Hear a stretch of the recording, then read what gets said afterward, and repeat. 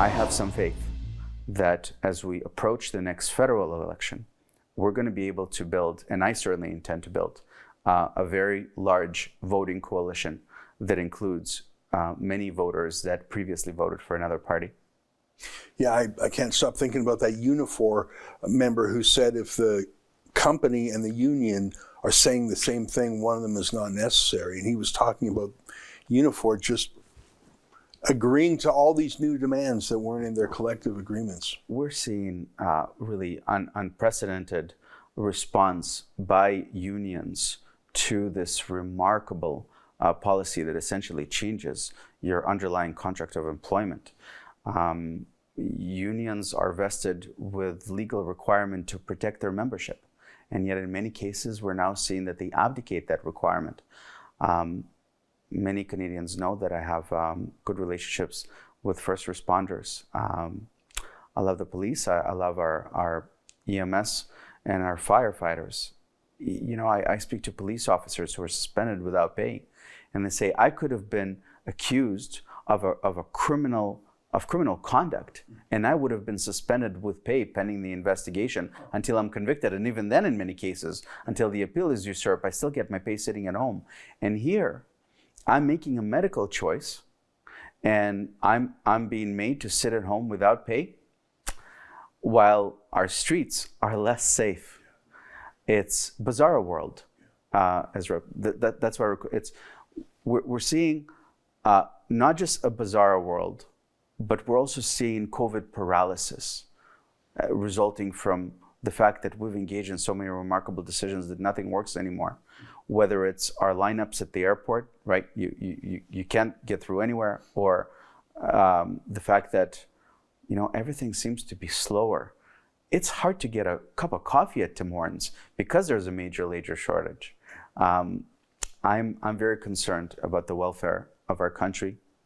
Well, let's talk about an issue that on the face of it is not about COVID and lockdowns, but I think it started because of the government reaction. Let's talk about inflation, the price of gasoline, the price of everything.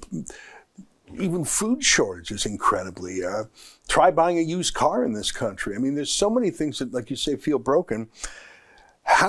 What's your theory on where this inflation came from? And what are your thoughts on how to stop it? Yeah, so the reason for our inflation is not just that we printed $500 billion, for which we essentially yielded no benefit, but also I think lockdowns and the stoppage of the global economy is very much to blame for it. We essentially stopped the global supply chain 3 or 4 times and then restarted it, causing supply not to catch up with demand. We're in a disequilibrium. I had to have some car repair down, and I dropped my car off at the garage, and there were no parts. They told me we're going to wait for 3 to 4 weeks for parts. That's another very common theme in a socialist country where there's a shortage of basically everything because there's so much less production. And so that's why you're seeing this rapid inflation.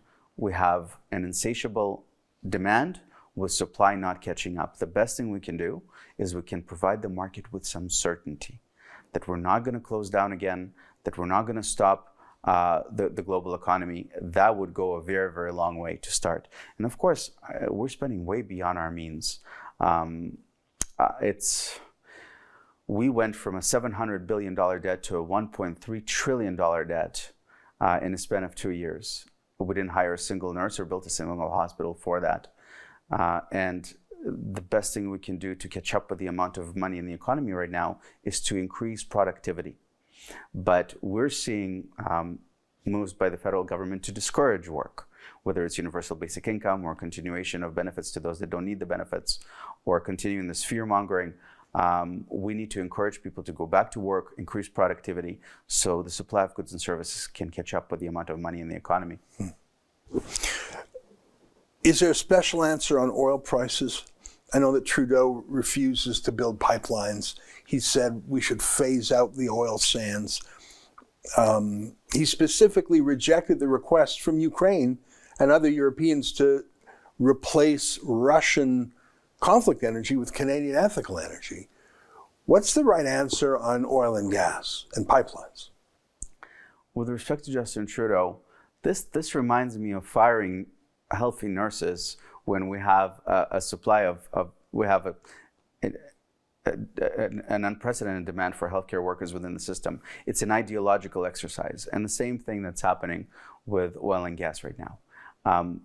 I think that Canada's natural resources are a blessing. I'm not going to let oil and gas be cancelled. It's good for our strategic interests, for our economic bottom line, and it's also good for the planet, because Canadians can derive energy cleaner and safer than any other nation in the world. And it's not just oil and gas that we need to be talking about. We need to be talking about mining.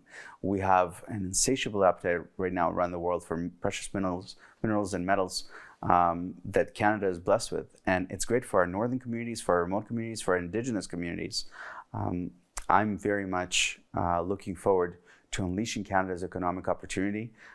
That's probably the best thing we can do to help our bottom line. And to do that, I'd like to propose that we should be a natural resources superpower. That was an excerpt from my daily TV-style show called The Ezra Levant Show. Each weekday, I do a monologue on the news of the day, then I interview a fascinating guest. I read some fan mail or hate mail, depends on which I like more, and we end with a video of the day. You can get it all at rebelnewsplus.com.